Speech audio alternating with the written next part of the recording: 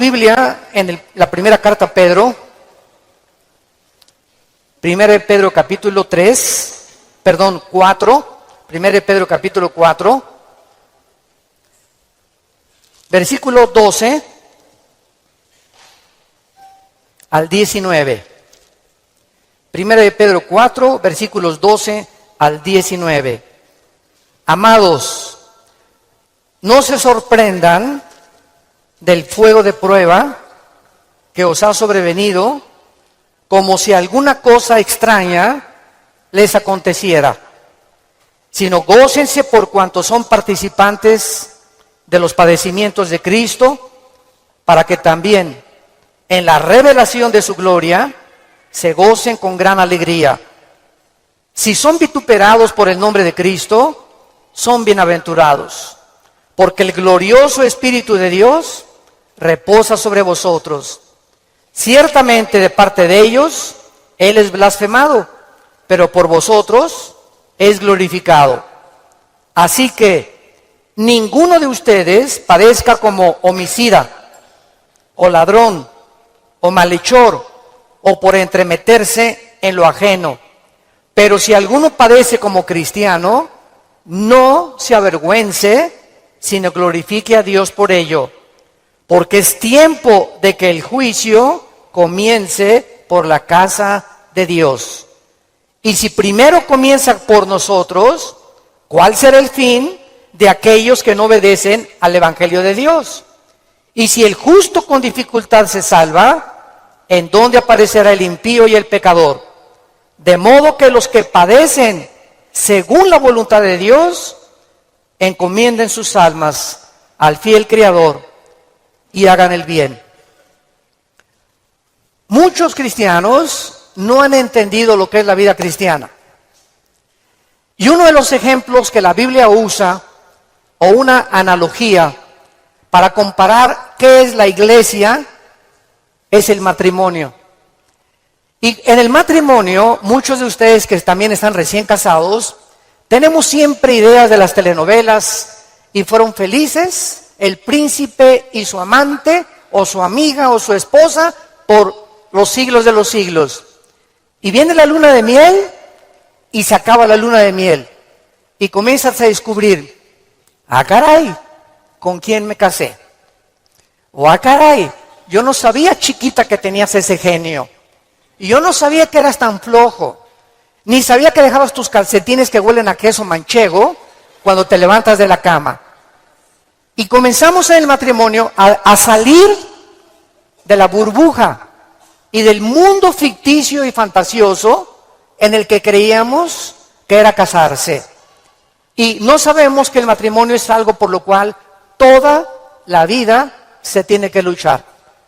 Nunca habrá un matrimonio perfecto, nunca habrá un hombre perfecto, nunca habrá una mujer perfecta. Por eso el matrimonio es para dos discípulos de Cristo. Un hombre y una mujer que siguen a Dios, es como un triángulo, y mientras más sigue el hombre a Dios, Dios está hasta arriba y la mujer también. Mientras más seguimos a Dios, más cerca estaremos el uno con el otro. Bueno, la iglesia es lo mismo. Hay cristianos que les han hablado, no, la iglesia cristiana es Disneylandia, Reino Aventura, todo peace and love. Nunca va a haber problemas, nunca va a haber fricciones. Y cuando entramos a alguna iglesia o en las iglesias a las que ustedes han asistido, van a encontrar, ¿verdad?, que la iglesia es una mezcla de cizaña con trigo. Que la iglesia es un cuerpo de creyentes mezclados con personas que han entrado del mundo y que entre nosotros necesitamos entender que va a haber fricciones, malos entendidos, contiendas, que doña Pachita ya le hicieron cara de hamburguesa y no quiere regresar. Que porque en esa iglesia, muchos me dicen, es que en esta iglesia o en aquella iglesia a donde yo iba, no había amor. Y el problema está en eso, que entramos a la iglesia creyendo que todo es maravilloso y que estamos en un ejército. Somos soldados en un campo de batalla, en un mundo ocupado por el enemigo. donde nosotros vamos de paso. Todo lo que construyamos, todo lo que invertamos en este mundo, se va a quedar. Y cuando este mundo sea destruido, lo único que va a sobrevivir son las almas. Son las almas. Y esta es la razón por la cual debemos vivir por las almas y poner como prioridad las almas que Jesucristo ganó en una cruz con su propia vida. Todos los cristianos vamos a experimentar pruebas. Vean ustedes aquí antes de Pedro se encuentra Santiago en el capítulo 1. Santiago era hermano de Jesucristo. Fue uno de los hermanos de Jesucristo, Santiago. Y él está escribiéndoles a los cristianos que comenzaron a ser perseguidos por el Imperio Romano. Y vean ustedes el consejo que Santiago comienza a delinear. Santiago 1, versículos 2 y 3. Hermanos míos, tengan por sumo gozo cuando se hallen en diversas pruebas, sabiendo que la prueba de vuestra fe produce paciencia. Sabemos entonces que todos nosotros vamos a ser examinados por Dios. Las pruebas, que son muchas, hay familiares pruebas, pruebas en tu iglesia, en tu trabajo, con tus amistades, como matrimonio, con tus finanzas. Dios prueba el corazón.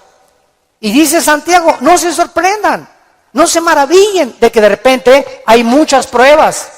Y en lugar de que la oposición y las pruebas puedan menguar nuestro ánimo, dice Santiago, ¿verdad? Está probándose nuestra paciencia y nuestra fe. Vean ahora aquí, le damos vuelta a primera de Pedro, otra vez, capítulo 1. Y dice el versículo 6 y 7, en lo cual vosotros se alegran ahora, aunque un poco de tiempo. Si es necesario, tengan que ser afligidos en diversas pruebas, para que sometida a prueba vuestra fe, mucho más preciosa que el oro, o sea, ¿por qué tiene que probar Dios nuestra fe? Porque es lo más valioso que Dios nos ha regalado. Lo más grande que tenemos es la fe. Y si queremos agradar a Dios, lo tenemos que agradar a través de la fe. Porque sin fe es imposible agradar a Dios. Por lo cual tenemos que entender por qué vienen pruebas, por qué me robaron mi coche, por qué tuve este problema con mi esposa, por qué este problema con mis hijos, por qué este problema en la iglesia, por qué este problema en el trabajo, por qué está el mundo ahorita como una olla hirviendo, donde las naciones están a un punto de una conflagración internacional. Aunque sabemos bíblicamente que si explota una guerra en Europa o en el Medio Oriente, no es todavía la tercera guerra mundial. En estos últimos meses, todas las invitaciones que he recibido han sido en radio, en televisión, con iglesias, con alianzas de pastores, para explicarles que esta guerra no es la tercera guerra mundial, que la Biblia nos habla claramente que falta mucho para la tercera guerra mundial y que este es lo que va a pavimentar el camino para el surgimiento del anticristo en el Medio Oriente. Entonces, estas pruebas, dice la Biblia, son importantes porque nuestra fe es la que tiene que ser probada. Ya sea en el trabajo, en la escuela, en el vecindario, etcétera, etcétera, estamos rodeados de personas que no les caes bien porque eres cristiano. Estás rodeado de amigos que cuando les comienzas a decir que eres cristiano, te van a comenzar a perseguir y a burlar. Porque el mundo está bajo el control del maligno y nosotros vamos de paso nada más. Somos un ejército que venimos a resistir al mal. No nos mandó Dios a terminar con el mal. Nos mandó a resistir hasta que Cristo venga. Se acabarán entonces las guerras y podremos recibir las coronas de gloria. Ahora muy bien, en esta sección se nos advierte, en la de primera de Pedro, acerca de otra prueba. Regresamos al capítulo 4, primera de 4, versículo 12. Y esta prueba es especial, porque le llama el Espíritu Santo fuego de prueba. ¿Qué hace el fuego? ¿Qué hace el fuego? Purifica. El fuego purifica y saca el verdadero valor. Las pruebas que nos vienen a nosotros es precisamente cuando un maestro no te hace exámenes. ¿Cómo vas a ver el maestro si tú estás calificado para pasar a la preparatoria? Forzosamente tenemos que ser examinados, ¿verdad? Con pruebas. Ahora tú te puedes preguntar, ¿qué Dios no sabe si voy a pasar o no voy a pasar la prueba? ¿Para qué nos hace pruebas Dios? Los maestros, yo entiendo que es para saber el coeficiente intelectual o la intelectualidad o el conocimiento que tienen los alumnos. Pero Dios, ¿por qué nos prueba? ¿Cuál es la respuesta? Dios sabe lo que hay en tu corazón, pero Él quiere que nosotros sepamos lo que hay en nuestro corazón. Que descubramos a través de las pruebas cuánta maldad hay dentro de nosotros. Cuántas cosas hay dentro de nosotros que necesitan ser quemadas todos los días. Cuántas cosas hay dentro de nosotros porque aunque seamos cristianos, seguimos teniendo el potencial de ir en contra de las leyes de Dios. Por eso dice en Gálatas 5, las obras de la carne son esto y esto y esto: fornicación, adulterio, borracheras, drogadicto, hechicerías, ocultismo, etcétera, etcétera. Un cristiano puede caer en las cosas que él practicaba antes de que fuera cristiano, si el cristiano abandona a Dios. Y cuando descubrimos la maldad que hay dentro de nosotros, ¿qué podemos hacer? Gritar como Pablo en Romanos 7, miserable de mí, en mí no mora el bien que quiero hacer no lo hago, lo que no quiero hacer eso hago. Entonces encuentro que en mi mente me dice, no fumes, el cigarro te va a molar los dientes, la lengua, la faringe, el esófago, la tráquea, los pulmones, el corazón. ¿Y por qué sigo fumando? Veo otra ley. Mi mente me dice, estás mal, pero mi corazón me dice, hazlo. Y mi carne le gana a mi razonamiento. Y entonces Pablo dice, miserable de mí, y dichosos los que han descubierto esto. Oh Dios mío, ¿por qué volví otra vez a prender el canal de la pornografía? Yo no quería ver esa pornografía. ¿Por qué caí ayer con mis amigos y me emborraché la semana pasada? Soy cristiano, ¿por qué lo hice? ¿Por qué le grité a mi esposa como le debía haber gritado? No debía haberle gritado. ¿Por qué lo hice? Y qué mal nos sentimos cuando comenzamos a descubrir esa maldad. Y qué buen síntoma es que digas, ¿por qué lo hice? Eso muestra que tenemos al Espíritu Santo, que nos está redarguyendo, que nos está diciendo, esto que hiciste está mal. Antes lo hacías y no te importaba y te dormías ni pedías perdón. Pero ahora cuando pecamos nos damos cuenta, nos entristecemos, nos llenamos de una ansiedad tremenda en el corazón porque no tenemos paz. Es la paz que nos quita Dios hasta que vengamos a la cruz y le pidamos perdón y la sangre de Cristo nos limpia de todo pecado. Pero esta es la razón por la cual las pruebas Dios nos las manda, para que vayamos evaluándonos honesta, íntegra y sinceramente en qué nivel nos encontramos de espiritualidad. Vayamos a Santiago capítulo 1 otra vez con este versículo y vamos a ver algunas verdades prácticas antes de desarrollar el pasaje que acabamos de leer. Veamos algunas verdades prácticas de las pruebas. En primer lugar, las pruebas son algo común en la vida cristiana. Dice Santiago, cuando os halléis en diversas pruebas. En segundo lugar, estas pruebas, van a venir en diferentes categorías. De repente, estás tranquilo, eres deportista, tomas vitaminas, estás perfectamente sano y te vas a hacer unos exámenes de sangre y las radiografías y la biometría hemática de sangre, te dice el médico tiene usted cáncer, o tiene usted diabetes, o padece usted un problema, ¿verdad?, renal, etcétera, etcétera. En el momento que oímos esa noticia, toda nuestra vida cambia. En ese momento dices, ¿qué me está pasando? ¿Cómo me pudo suceder esto a mí? Fue una prueba de fuego. O de repente tu hijo cayó y chocó, o tu hija se mató, o tu esposo se murió, o se cayó tu casa, o se incendió tu coche. Nunca sabemos qué va a suceder el día de mañana. Entonces, tenemos que estar preparados para entender que estamos en un mundo donde somos vulnerables y donde cualquier cosa puede suceder, y Dios lo va a permitir con un propósito siempre, siempre santo, que va a resultar para un bien. Cuando oigas de ese accidente, de esa enfermedad y de ese problema, no lo entendemos. ¿Qué está pasando en la iglesia? ¿O qué pasó en mi casa? ¿O qué pasó con el gobierno? ¿O un golpe de estado? No entendemos cuando explota una bomba. Hay mucho humo y no se puede entender qué es lo que está pasando. ¿Qué verdad? No hay verdad. ¿Será mentira? ¿Será melón? ¿Será sandía? Y no es hasta que el humo se va, pasan una semana o 2 semanas, cuando comienzas a ver y a entender.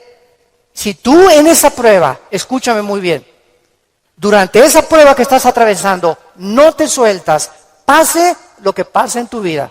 Si tú no te sueltas de Cristo, no te imaginas cómo Dios te va a bendecir, te va a fortalecer y vas a madurar espiritualmente como no te imaginas. ¿Qué se probó cuando te dijeron que estabas enfermo? ¿Qué se probó cuando oíste que te robaron tu coche? ¿Qué se está probando cuando perdiste el trabajo? Se está probando nuestra fe. ¿Cuánto confiamos en Dios? Cuando se va tu esposa o te abandona su esposo, ¿qué vas a hacer? ¿Te vas a recurrir a las drogas? ¿Te vas a emborrachar? ¿Vas a renegar contra Dios? ¿Para eso soy cristiano? ¿Me quitaron mi trabajo? ¿Por qué si yo diezmo regularmente me quitan mi coche? Dios, yo no lo entiendo. ¿Y por qué me corren de mi trabajo si sabes que tengo que mantener a mi familia?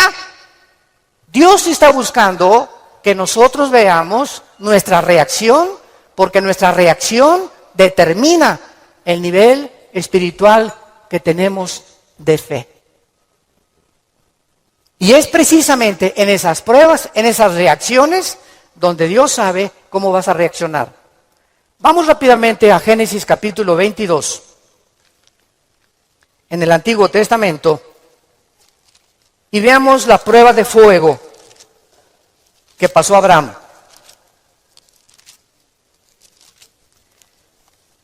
Abraham ya era un hombre maduro, ya tenía el hijo de la promesa, Isaac. Y a Abraham se le llama en Romanos capítulo 4 el padre de la fe. Por algo será, ¿verdad? Por algo será, porque son las pruebas de fuego las que nos gradúan en el ejército de Dios. Las pruebas, no las muchas pruebas, nos van preparando, pero hay una prueba de fuego que es nuestra graduación.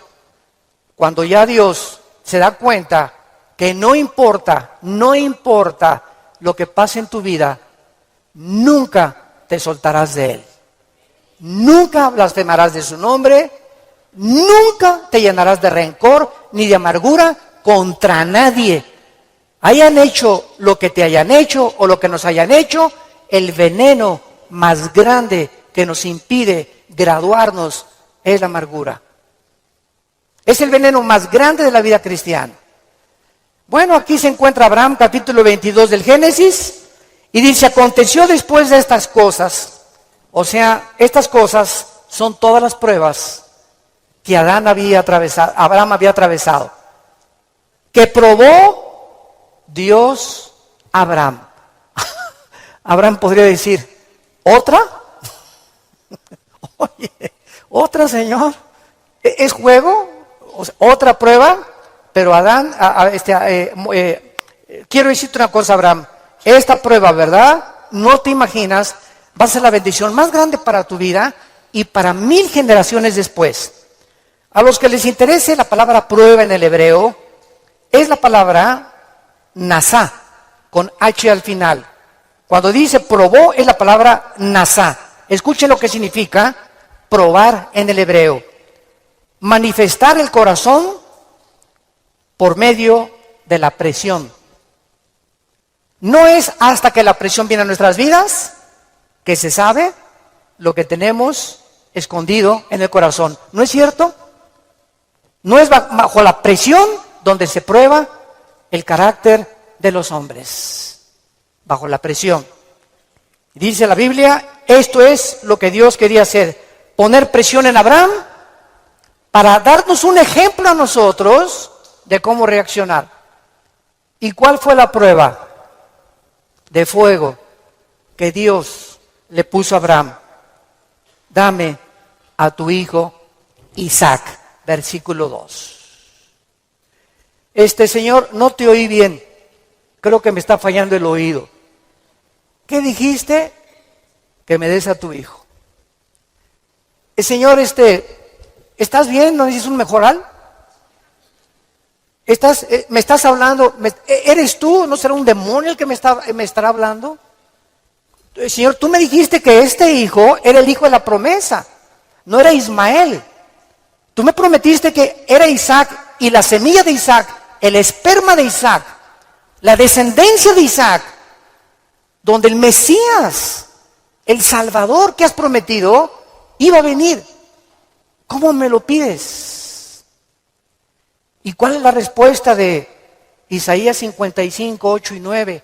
Mis pensamientos no son vuestros pensamientos, y mis caminos no son vuestros caminos, ovejas santas, amadas de Dios.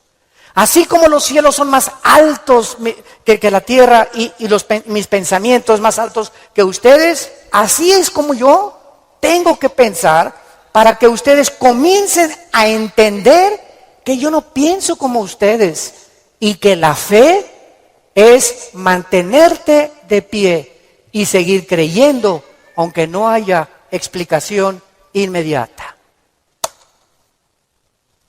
Señor, no entiendo qué pasó con mi casa, no entiendo por qué perdí el trabajo, no entiendo lo que está pasando, no entiendo esto, no entiendo aquello, pero como dijo Job, aunque tú me matares, seguiré confiando en ti.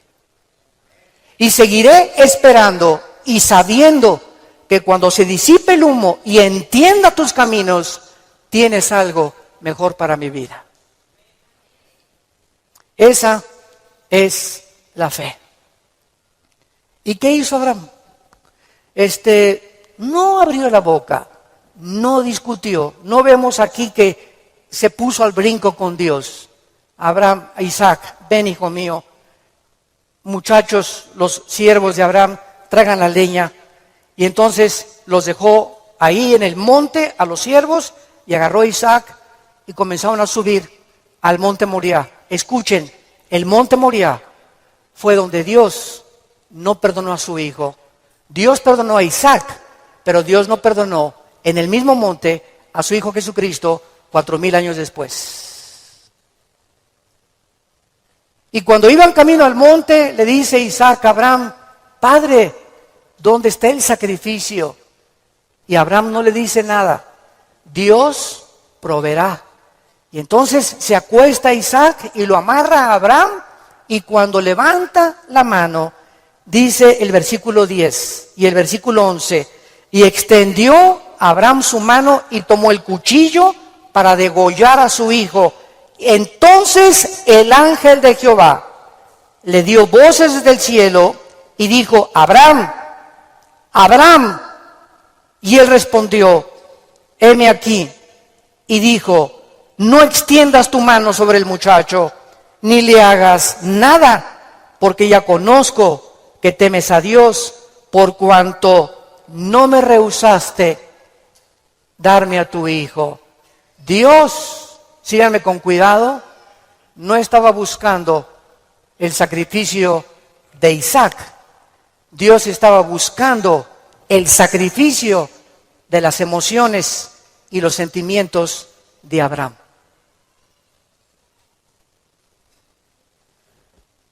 Abraham tenía que pasar la prueba de morir a sus emociones y a sus sentimientos y amar a Dios con todas sus fuerzas y con todo su corazón, escúchenme, más que a su hijo.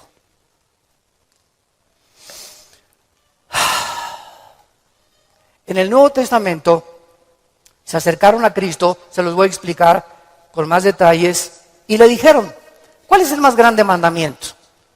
Y contestó Jesucristo, amarás a Dios con todo tu corazón, con todas tus fuerzas y con toda tu alma, y a tu prójimo como a ti mismo.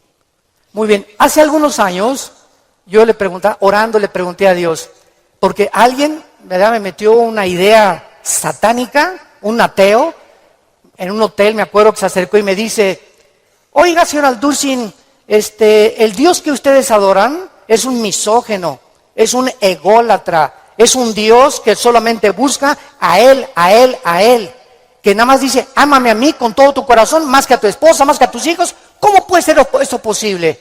Me dijo este ateo.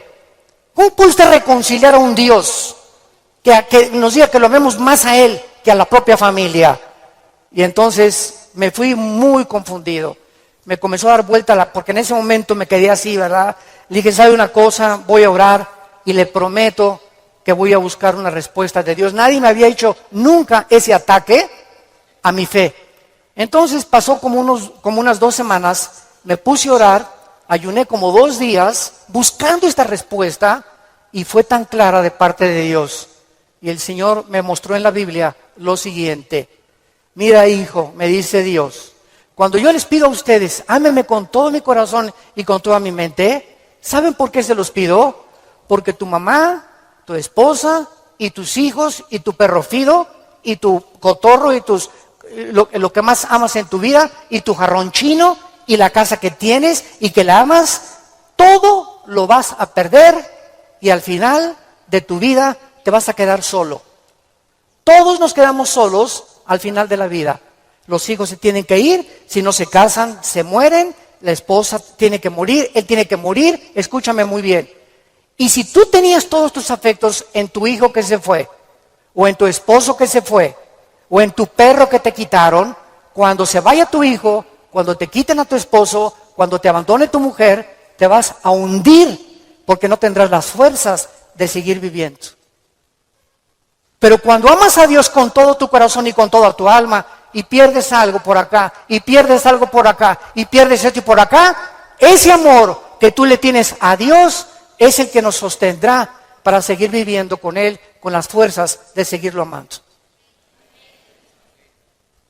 Denle gloria a Dios, de verdad.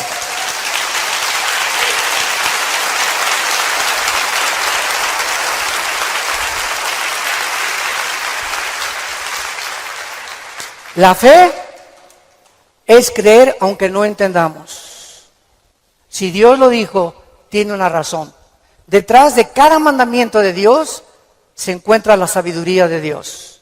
Cuando Dios le dice a los jóvenes, no forniquen ni tengan relaciones sexuales antes de casarse, gritan los jóvenes y protestan los jóvenes. ¿Nos quieres quitar la felicidad?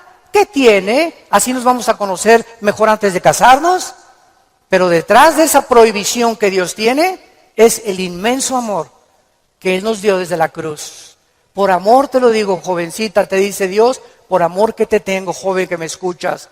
Tú no te imaginas las consecuencias de la fornicación. Vas a los 18, 19 años a ver crecer tu pancita, te vas a tener que salir de la escuela, él va a resultar con que no te quiere. Es increíble que por no haber puesto ustedes freno en sus relaciones meses antes, hayan ustedes acabado en un pecado que se llama la fornicación. Dios es sabio y nos dice a los casados, no cometerás adulterio. Dice Salomón en Proverbios 6, versículo 32, el que comete adulterio es falto de entendimiento, corrompe su alma el que tal hace. El que comete adulterio echa a perder su matrimonio, sus hijos, los celos, la infidelidad, que tarda años en poder levantarse, y todo ¿por qué? Por tu ego, por tu orgullo, por tu vanidad de querer irte con una muchacha más joven o con otro hombre sin tomar en cuenta a tu propia familia. Es el ego siempre el enemigo de nuestro Dios. Dios sabe por qué nos da las provisiones que nos da, porque nos ama y quiere lo mejor para nuestra vida. Y finalmente aquí en estas verdades prácticas en Santiago encontramos también, ¿verdad?, que las pruebas prueban la fe que tenemos y la fe nos muestra cuánto confiamos en Dios. Dice en el Salmo capítulo 11, versículo 1 y 2. En Jehová he confiado. ¿Cómo decís a mi alma que escape al monte cual ave? Porque aquí los malos tienden el arco, disponen sus saetas sobre la cuerda, para asaetear en oculto a los rectos de corazón. Si hubo un hombre perseguido, calumniado, vituperado, despreciado entre los héroes de Dios, fue el rey David. A los 17, 18 años lo ungen, Samuel, tú vas a ser rey de Israel. Ah, dice David, qué suave. Bueno, pasaron casi 12 años, vean esto, desde que lo ungen con sus hermanos, pasaron 12 años, hasta los 30 años de edad, 12 años de pruebas. El hombre que Dios había escogido para sentarlo en el trono de Israel, tenía que ser probado. Y tenía que ser probado en la amargura, en el rencor, en la confianza en Dios, en saber que no importa, aunque me rodee un ejército y aunque tenga las miles de amenazas, Dios es mi salvación, mi fortaleza y mi luz. ¿De quién temeré? Dice el Salmo 27. ¿De quién temeré? Es el temor dentro de nosotros lo que nos impide confiar en Dios. Ay, tengo temor que si me entrego a Dios me va a pasar esto. O tengo temor que si hago estas cosas me va a pasar aquello. Ese temor lo tienes que vencer. Porque Dios no nos ha dado espíritu de temor, sino de valor, de poder y de amor propio. Entonces tenemos que entender que las pruebas forman parte de la vida cristiana. Regresamos a nuestro pasaje de 1 de Pedro y examinémoslo rápidamente. Dice nuestro pasaje, no se sorprendan, amados, del fuego de prueba que os ha sobrevenido, como si alguna cosa extraña aconteciera. Número 1, se nos advierte cómo no debemos de reaccionar. Con sorpresa. No debemos reaccionar con sorpresa. No puedo creer lo que me está pasando. Más te vale que lo creas. No puedo creer que mi noviecita me dijo que yo me parecía a John Travolta, hermano, y me dejó por otro y se fue. No lo puedo creer. No puedo creer que mi esposo me haya abandonado. No puedo creer que este negocio haya caído. No puedo creer, yo fui fiel en mi trabajo y me corrieron, hermano, del trabajo. No lo puedo creer. Más te vale que lo sigamos creyendo. No nos sorprendamos, es una prueba. Cualquier cosa que afecte tu vida, tu estabilidad emocional o física, son pruebas. Entendámoslo. Dios es un Dios que nos tiene que probar. Y estas pruebas son para nuestro bien. Y vamos a descubrir en las pruebas que Él es real, que Él sana, que Él restituye, que Él vindica, que lo que la oruga y el saltón te robaron, Dios te lo va a devolver 10 veces más. Pero es esa fe la que Él está tratando de desarrollar en nuestras vidas, porque es mucho, mucho más preciosa que el oro. Dice en 1 de Pedro 5:10, mas el Dios de toda gracia, que nos llamó a su gloria eterna en Jesucristo, escuchen bien, santos de Dios, después que hayáis padecido, ¿cuánto tiempo? No toda la vida es la Inquisición, por el amor de Dios. No toda la vida como llegó una hermana, ay, pastor, ¿qué le pasa a doña Chole? Pues sigo con pruebas. Hermana, tengo 5 años que la conozco y usted ya le ganó a Job. No me diga que en 5 años Dios no la ha dejado descansar. Ese no es el Dios que servimos. Dice claramente que las pruebas son temporales, de vez en cuando Él cree conveniente que la necesitamos atravesar. Después que hayáis padecido un poco de tiempo, vean ustedes el propósito. Él mismo os perfeccione, afirme, fortalezca y establezca después de las pruebas.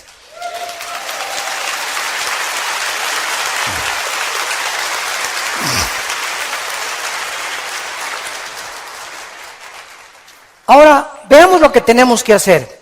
Primero de Pedro, en nuestro pasaje capítulo 4, versículo 13. Número 1, se nos manda que cuando te digan, te robaron tu coche, se fue tu esposo, se fue tu esposa, te pasó esto, te pasó aquello, te goces. Cualquiera diría, ¿está usted loco? ¿Está usted loco? ¿Cómo voy a gozar cuando me dijeron que tengo diabetes? ¿Cómo voy a gozar cuando me robaron la cartera, el cristalazo que me... Hermano, ¿no está viendo cómo estoy? Que tengo aquí un martillo para encontrar el que me rompió el carro. Le voy a dar un martillazo en la cabeza si me lo encuentro. O mi esposo, ¿verdad? Con la cara de cocodrilo. Qué bueno que se fue el cocodrilo y que se fue, ¿verdad? Ten mucho cuidado que tu reacción sea de gozo. Y les voy a explicar lo que se encuentra detrás. Cuando Job llegaron y le dijeron, quemaron tu rancho, tus camellos, tus ovejas, tus vacas y tus hijos. Y estoy seguro, por la clase de esposa que tenía, que si ella se lo hubieran llevado, hubiera estado más contento. Y a propósito, Dios se la dejó a ella. Yo entiendo cada vez más a mi Señor. No por ti, mi amor, ¿eh? Mi esposa no va a creer. Y entonces la esposa llega, ¿verdad? Y le dice a Job, maldícelo. Maldice a Dios. Y contesta Job y le dice a la esposa, vean la calidad moral y espiritual y de fe que tenía este hombre en Dios. ¿Qué acaso recibiremos de Dios solo lo bueno y no lo malo? Bendito sea el nombre de Dios, porque Él da y Él quita en su soberanía. ¡Qué tremendo!, ¿verdad?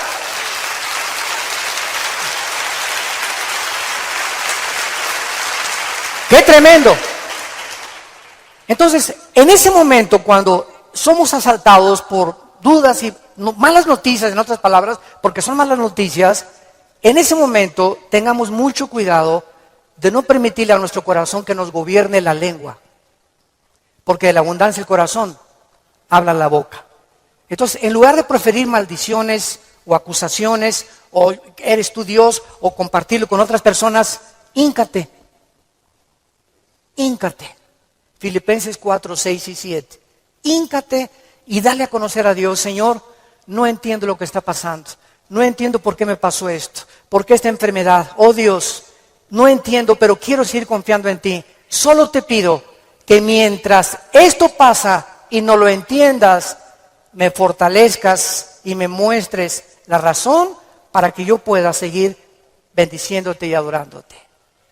Es el tiempo más difícil de nuestra vida cuando no entendemos lo que está pasando. Vamos rápido a 2 Corintios capítulo 12. 2 Corintios capítulo 12 y veamos lo que le pasó al apóstol Pablo y la forma como él reaccionó. 2 Corintios 12.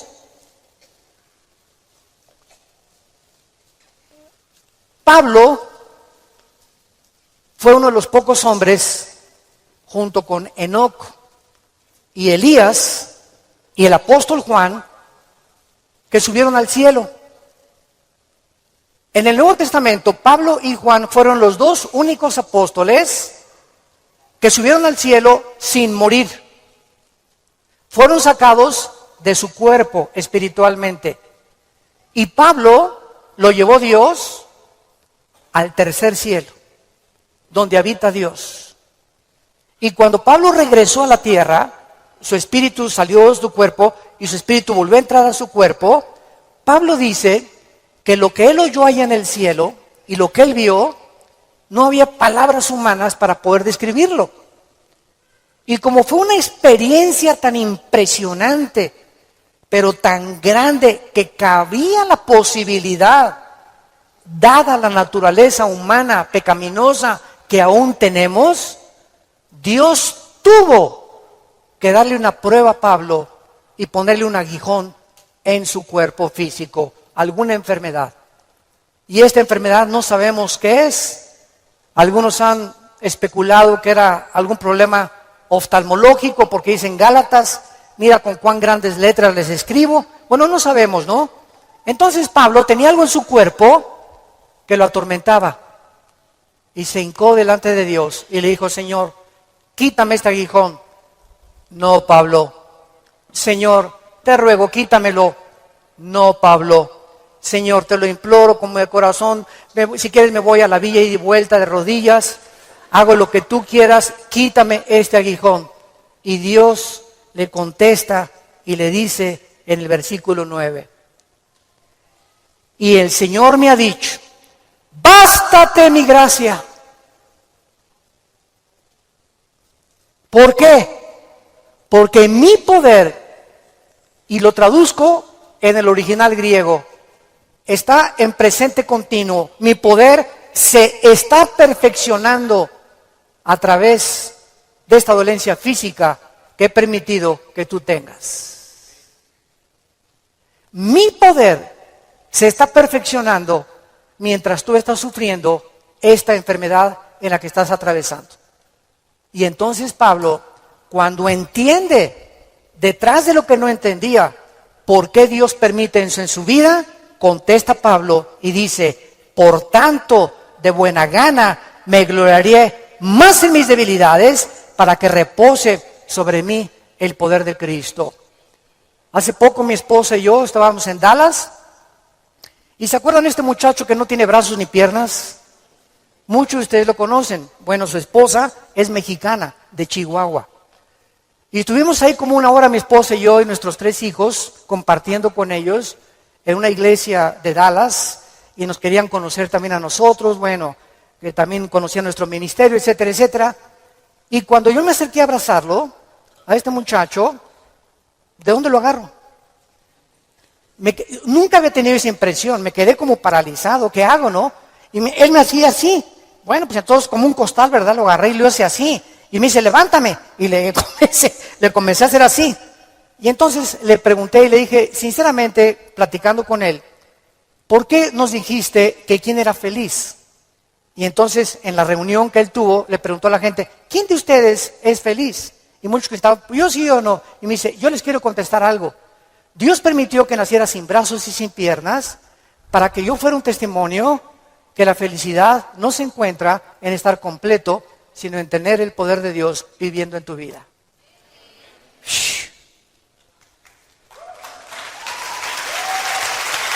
¡Qué tremendo!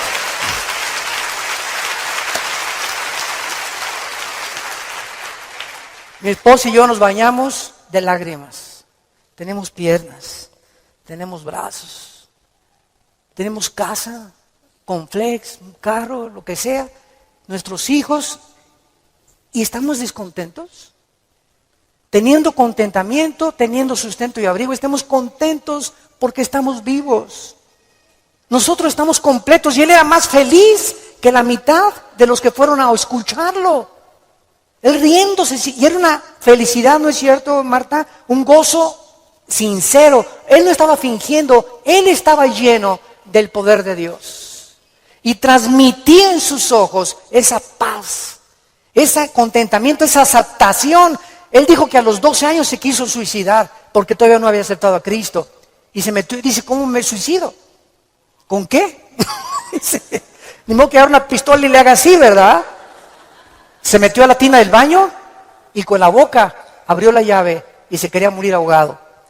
Y cuando estaba el agua subiendo, muchos de ustedes que ya no han oído su testimonio, yo lo traigo grabado en mi iPhone, dice que en ese momento dijo, si yo me quito la vida, nunca podré compensarles a mis padres y los haré culpables a mis padres porque siempre se lamentarán porque yo nací así y si hay un Dios, nunca conoceré el propósito por el cual permitió que yo naciera sin brazos y sin piernas. Y apagó la llave y le dijo, yo no entiendo, al año se convierte a Jesucristo. Y ha ganado millones de almas. Dios dicen que hay uno entre 15 o 20 millones de seres humanos que nacen así.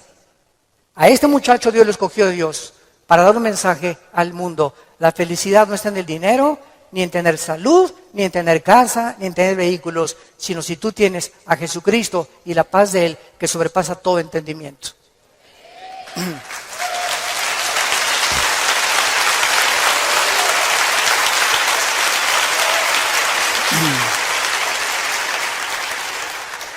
Y finalmente, regresamos a nuestro pasaje de 1 de Pedro capítulo 4, dice así, gócense, versículo 13, por cuanto son participantes de los padecimientos de Cristo, para que también en la revelación de su gloria se gocen con grande alegría.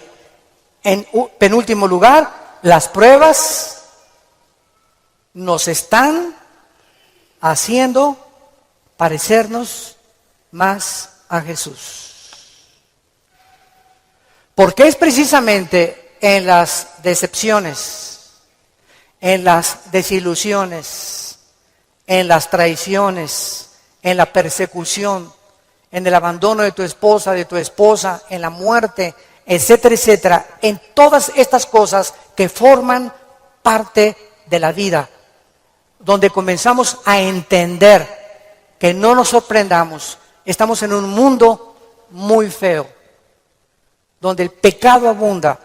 Este grupo de ISIS en el Medio Oriente ya no son seres humanos, son zombies, son monstruos, seres humanos deshumanizados completamente, sin ningún sentimiento, sin ninguna emoción, sin ningún corazón, ninguna conciencia. A los niños ahora los enseñan a ellos que a las víctimas les corten la cabeza y jueguen fútbol con las cabezas para desensibilizarlos y deshumanizarlos a los 8 años de edad. Ese es el mundo que vivimos. ¿Nos sorprende? No nos sorprende, porque la Biblia dice, 2 Timoteo 3, vendrán tiempos feroces, peligrosos, hombres amadores de sí mismos, donde no les importará absolutamente nada más que su ego y su propia vanidad, y el imperio y el espíritu del control.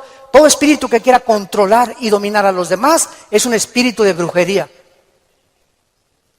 ¿Se acuerdan a Cristo antes de morir? Que llegan los hijos de Zebedeo con la mamá.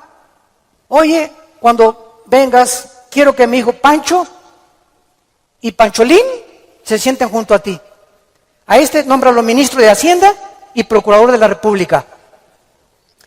Y entonces Cristo, viendo que sus discípulos estaban a punto de morir crucificados, estaban buscando posiciones de liderazgo y de control y de autoridad. Y les dije, Cristo, eso los reyes de la tierra, los gobernantes buscan estas cosas, dominar y controlar a los demás. Y esta es la razón de tantas dictaduras, de tantos gobiernos estatistas y totalitarios, personas que quieren seguir gobernando y tener el control de las gentes, pero en ustedes no debe ser así.